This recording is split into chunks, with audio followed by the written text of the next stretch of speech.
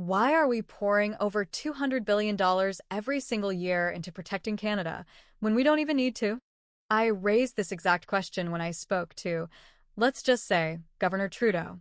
I told him directly, what if we stopped subsidizing you? What if we simply didn't? Because let's be real, we're handing them a lot of money. No sugarcoating that. Now, let's set the record straight. Any talk about Canada becoming America's 54th state is pure fantasy. It's never going to happen.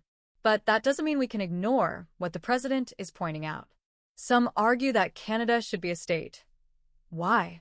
Because the moment I asked Trudeau, what if we pulled out? His response was shocking. He straight up admitted Canada would dissolve. Their entire system would collapse. Canada's big move, a global trade shift. Here's the thing, Canada isn't sitting still. They're playing a whole new game.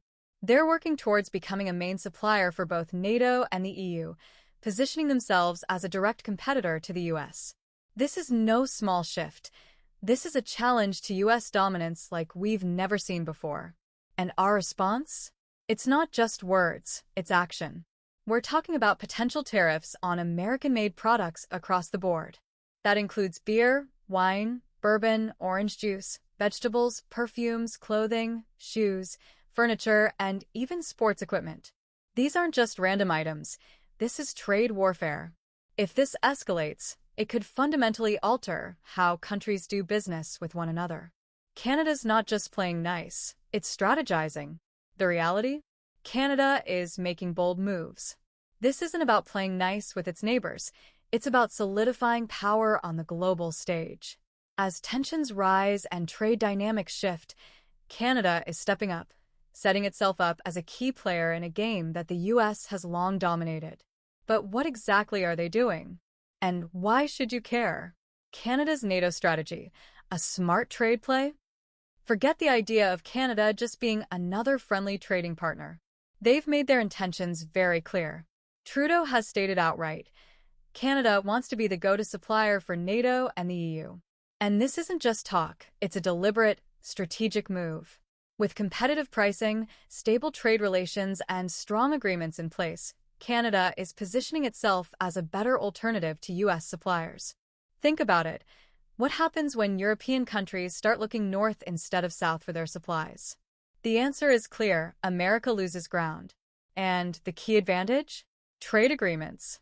Canada has been laying the groundwork for years. Their existing deals make it much easier for European businesses to work with them. If this shift continues, the US could find itself on the back foot in global negotiations. The US grip on economic power is slipping. For decades, the United States has held undisputed economic influence within NATO. But things are changing fast. Canada's approach is simple. Make it easier for European businesses to diversify their supply chains.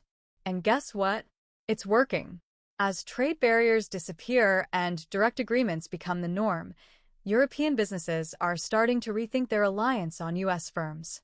They see Canada as a stable, reliable partner. The impact of this shift? Massive. If more companies start cutting ties with US suppliers, the entire economic landscape changes. Canada's energy ambitions, a direct threat to US exports? And then there's energy.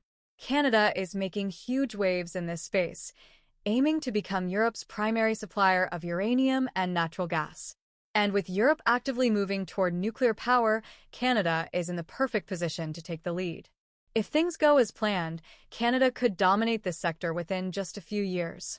But don't get it twisted. It's not an easy road. There are massive hurdles to overcome. The costs? Sky high. Infrastructure? Lagging behind. The liquefied natural gas sector? Struggling. But despite all of that, Canadian firms are locking in deals. If they can push through the challenges, they'll reshape global energy flows and make Europe less reliant on US energy exports. This is big. Trade disputes. Canada is playing the long game. Tensions between the US and Canada aren't new, but this time, Canada is taking things a step further. After the US imposed heavy tariffs on Canadian steel and aluminum, Canada fired back hard. Their counter-tariffs forced them to seek out new trade partnerships, and fast. And it worked. Canada has expanded its global reach, signing on to massive trade agreements like the CPTPP, Comprehensive and Progressive Agreement for Trans-Pacific Partnership, and the Canada-EU Trade Agreement. These deals have opened huge new markets for Canada.